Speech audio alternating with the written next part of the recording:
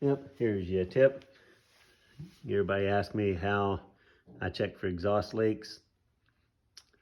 When you're working by yourself, get the almighty shop vac out, go to the blowing side of it,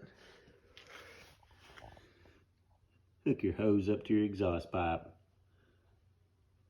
give it a little quack tape, then all you do is turn it on.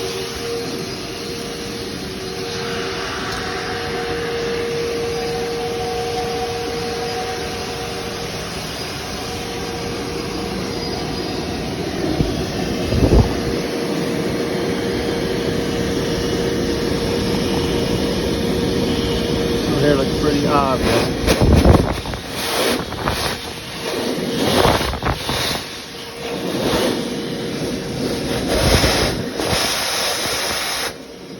A little explosion up there.